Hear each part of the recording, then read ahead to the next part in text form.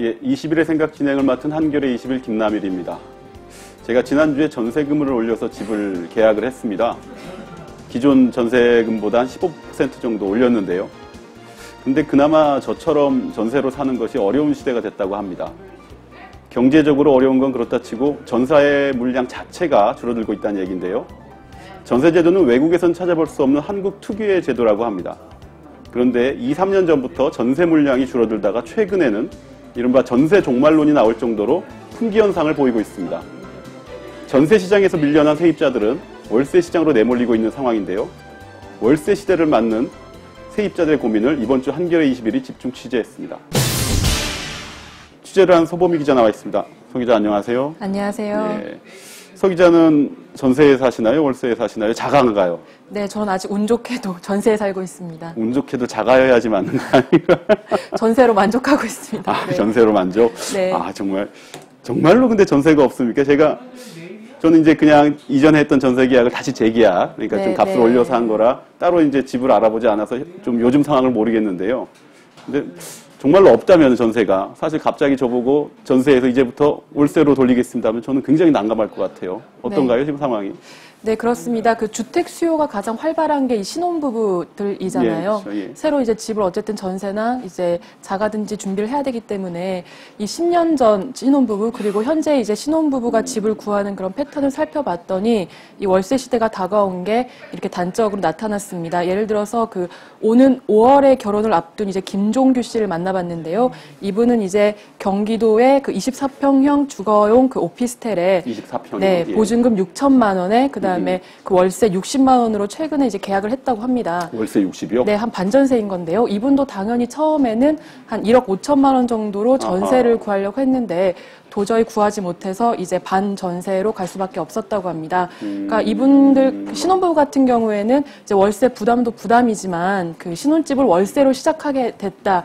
이런 것 때문에 좀 자기들도 의아하고 예. 부모님들한테도 좀 볼 면목이 없다. 뭐 이렇게 얘기했습니다. 아직도 남자가 결혼할 때는 좀 지분 책임져야 된다는 게 네, 좀 네. 구린 생각이지만 여전히 그 있잖아요. 네, 그렇죠. 아. 좋은 생각입니다. 네. 여전히 근데 전세 시장은 뭐 제가 살고 있듯이 네, 네. 살아있는 거 아닌가요? 근데 정말로 네. 이 전세에서 월세로 이동하는 흐름이 뭐 통계적으로 나오는 부분이 있습니까? 예, 통계적으로 명백히 드러나는데요. 그 주거 형태 중 전세의 비중은 1995년 29.7%에서 그 15년이 지난 2010년 기준으로 21.7%로 한 10%포인트 정도 줄었습니다. 그 반면에 같은 기간 월세는 11.9%에서 20.1%로 2배 정도 늘었습니다. 그 같은 기간의 그 자가 보유 비중이 거의 55% 정도로 고정적이었다는 점을 보면 전세를 살던 분들이 자연스럽게 월세로 이동해 온 것이다. 이렇게 분석할 수 있겠습니다. 그리고 지금 그 2010년부터 지금 한 2년이 지났잖아요. 예. 그러니까 지금쯤에는 아마 월세가 전세를 추월했다. 이렇게 볼 수도 있겠습니다. 아, 실제 변화가 크긴 하네요. 네. 이렇게 전세가 갑자기 이렇게 뿅 하고 사라지는 네, 이런 현상의 근본적 배경은 어디에 있나요? 이게 이른바 집값 하락을 많이 지목하는 분들이 많던데요. 어떻게? 네, 그 서두에서도 말씀하셨지만 그 전세가 한국 특유의 제도다 이런 얘기 한 번쯤 예. 들어보셨을 텐데요. 이게 가능한 게 한국처럼 부동산이 급격하게 뛰는 구조에서만 이 전세라는 제도가 가능하기 때문입니다. 잠깐 설명을 드리면요. 그 전세가 한국에서 이제 각광받기 시작한 게 1970년대 예. 그러니까 부동산 개발 붐이 불기 시작하면서부터입니다. 당시 그 집을 사겠다 이런 욕구들은 굉장히 많았는데요. 비싸졌기 때문에. 근데 이제 민간은행에서 주택담보대출이 그때 당시엔 없었습니다. 그러니까 목돈을 구하기 위해서 자기 집을 내주고 이렇게 전세금을 받아서 그쵸. 새로운 집을 사는 소위 말해서 전세를 끼고 집을 산다. 이런 형태인 전세가 참 유행을 했던 겁니다. 그 전세금 같은 경우에는 이자 수익 외에 별도의 이제 수익은 임대료 매달 이렇게 발생은 하지 않지만요. 그 이렇게 집을 전세를 끼고 사면 훨씬 그보다 높은 그 시세 차익, 팔 때 시세 차익을 누릴 수 있었기 때문에 당시 집주인들은 월세보다 전세를 크게 선호했던 겁니다. 따로 네. 집을 안 사더라도 뭐 그 목돈을 은행에 넣으면 사실 이자도 굉장히 그때 많이 쳐주던 시대라 그렇죠? 네, 그렇습니다. 그런데 한 2008년 글로벌 금융위 여파로 전세금을 은행에 넣어도 수익이 안 나니까 전부 다 이제 전세에서 월세로 이동하는 걸로 보입니다. 그 한 연구 결과에 따지면 이 월세 그리고 반전세 그리고 그 전세 이렇게 수익률을 따져봤을 때 이미 전세 수익률이 급격히 떨어지면서 2010년에 전세가 사라졌어야 맞다 이런 연구 결과도 나오고 있습니다. 전세가 수명을 다했다. 근데 아직까지도 이렇게 산소호흡기 끼고 살아가듯이 계속 이어지거나 아니면 네. 제가 봤을 때는 제 개인적으로는 전세는 사라지지 않을 것 같은데요. 그래도 네. 어떻게든 한국 사회에서는 살아남을 것 같은데 네. 좀 뭐 어떻게 전망이나 이런 거 어떠신가요? 네, 이 전세가 완전히 사라지려면 이 전세금 그리고 그 반전세 보증금을 모두 집주인이 세입자한테 돌려줘야 이렇게 완전한 월세 시대가 열리는 거거든요. 그렇죠. 그런데 지금 이 전세금 보증금의 규모가 현재 한 총 260조 원이 됩니다. 한마디로 이거를 다 집주인들이 세입자한테 돌려줘야 완전히 월세 시대가 오는 건데요. 지금 가계부채로 집주인들 특히 하우스퍼들 빚이 많잖아요. 그래서 이런 보증금을 전부 다 돌려줄 수 없기 때문에 지금 완전한 전세 시대가 오기는 힘들다. 이런 게 좀 설득력을 얻고 있습니다. 그렇지만 그 반면에 워낙 그 월세가 수익률이 좋다 보니까요. 그러니까 그 보증금 반환 그 부담이 적은 소형 아파트나 원룸 같은 경우에는 빠른 식으로 월세로 가고 그리고 중형 아파트 같은 경우는 한 반전세 그리고 9억 원 이상의 그런 고가주택 같은 경우에는 전세를 유지하는 이런 다층화 또는 이런 월세 양극화가 일어날 것으로 지금 전망되고 있습니다. 그러니까 이제 전세 보증금 자체가 조금 반환시켜줄 만한 좀 작은 평수의 이 집들은 돌려주고 월세로 빠르게 돌리고 그게 좀 중간 형태는 적당한 서로 반전세로 가고 아주 고가의 주택은 반환 부담이 워낙 크니까 그건 여전히 이제 전세 시장으로 남고 이게 뭔가 좀 이 3분지게 이렇게 되는 건가요? 결국 뭐 말씀 듣다 보니까 그거네요. 그 서민들이 주로 몰리는 주거 형태가 전세에서 월세로 더 빠르게 이동한다. 그 말씀은 어쨌든 뭔가 좀 서민들이 뭔가 새로운 주거 형태에 적응해야 된다. 더 빠르게 이런 말씀이신 것 같은데 월세가 실제 전세보다 어떻게 경제적 부담이 더 크지요? 네, 이 전세를 월세로 이제 전환할 때 월세 전환율이라는 게 좀 적용이 되는데요. 한마디로 그 보증금을 뺀 나머지를 전세에서 월세로 돌릴 때 뭐 6천에 60이다 하면 이 60만 원에 대한 그 이자를 월세 전환율이라고 합니다. 한마디로 이게 집주인한테는 임대 수익률이 되는 개념이고요. 저희 이제 세입자 같은 경우에는 이 비용이 되는 건데요. 이게 최근에 이 월세 전환율이 한 10.28% 정도라고 합니다. 한마디로 이제 월세 수익률이 연 10.28%인데요. 반면에 이제 그 전세 수익률이라고 할 수 있는 그 2년짜리 정기예금 금리는 한 3%까지 내려간 상태입니다.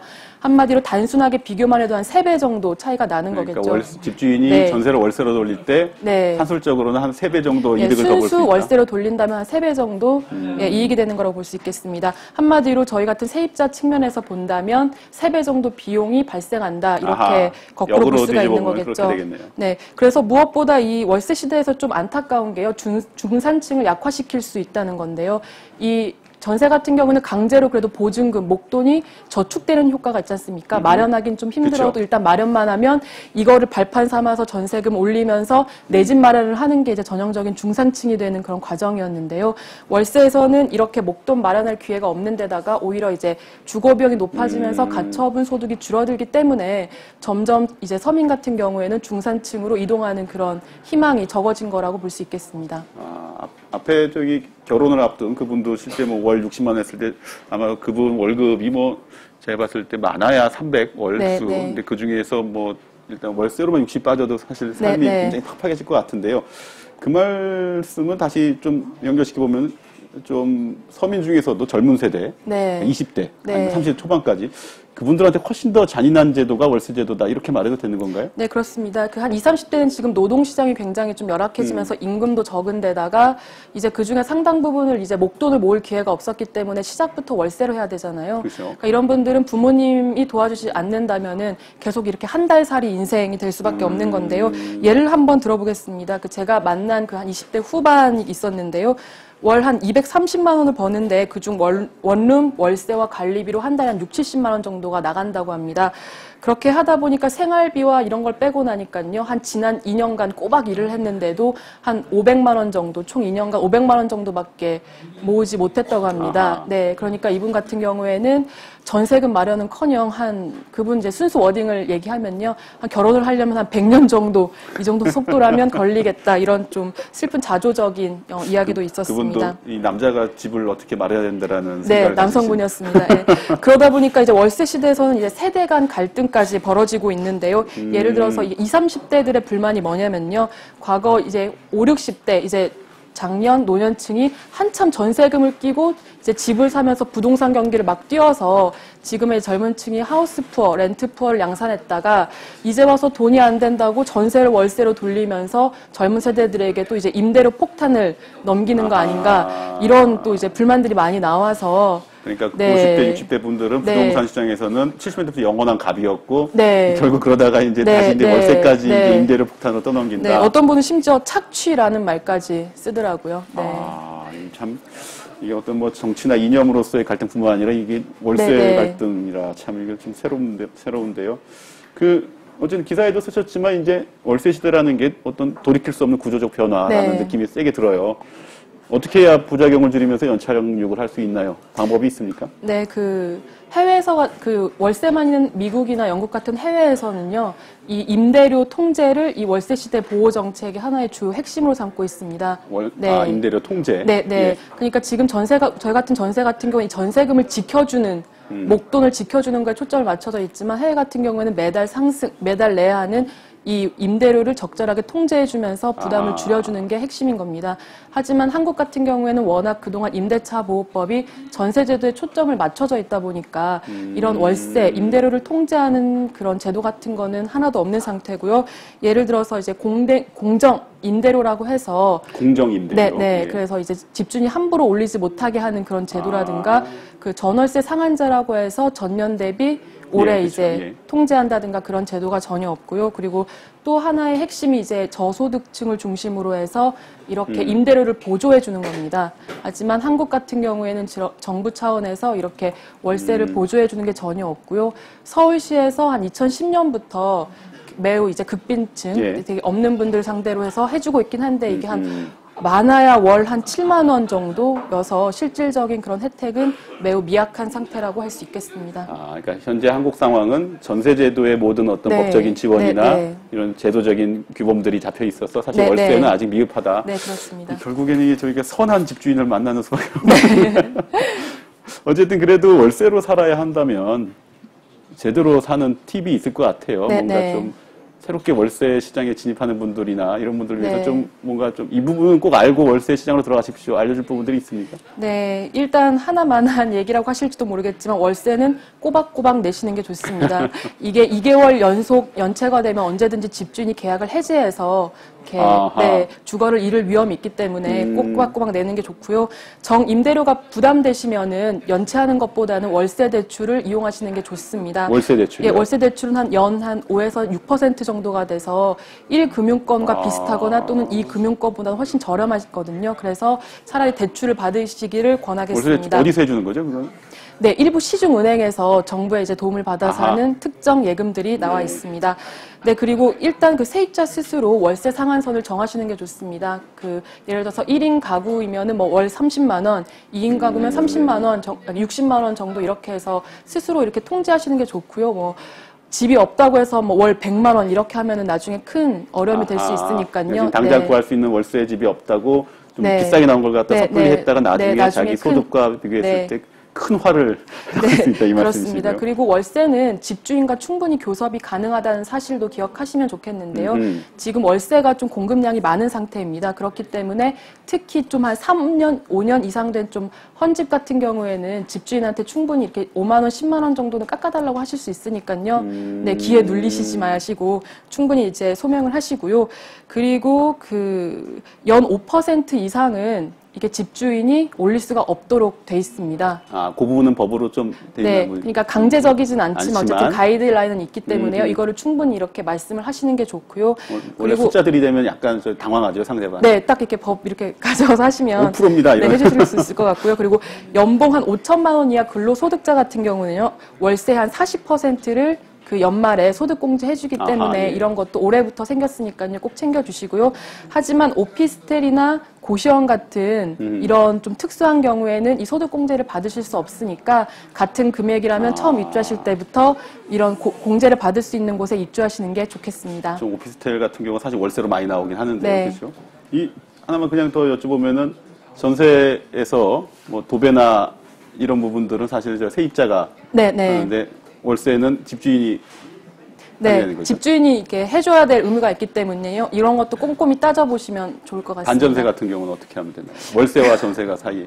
너무 이건 어떻게 네, 혹시 추가 취재해서 나중에 알려드리도록 하겠습니다. 네. 그건 사전에 계약하기 전에 아마 이 특약사항이나 네, 네. 이런 데다가 뭐 이런 네. 부분은 집주인이 하고 이 부분은 네. 뭐 세입자가 한다 이걸 갖다 좀 명확히 하면 네. 될 것 같네요. 알겠습니다. 소범이 기자 오늘 말씀 참 들었습니다. 감사합니다. 네. 예, 한겨레 22 이번 주 기사 몇 가지 말씀드리고 이번 시간 마치도록 하겠습니다. 그림자만 있고 이긴 자는 없다. 박근혜 대통령 용인수를 두고 하는 말입니다. 내가 빚진 사람이 아니라 나에게 빚진 사람을 중용하는 경향을 보인다고 하는데요. 쓴소리할 김종인, 안대희, 이상도는 대선 이후 2선으로 사라지고 오래 보자 문고리 권력 3인방한테 힘이 실리고 있다고 합니다. 특집 기사로 읽으실 수 있습니다. 예, 요즘 전자책 문학 전집 열풍이 거세다고 하는데요. 대형 출판사와 인터넷 서점이 파격가의 세계 문학과 유명 작가의 전집을 전자책으로 출시해 큰 호응을 얻고 있다고 합니다. 업계의 반가움 뒤로 새로운 작가 발굴 여건이 훼손될 수 있다는 우려가 나옵니다. 네, 지금까지 21의 생각 김남일이었습니다. 감사합니다.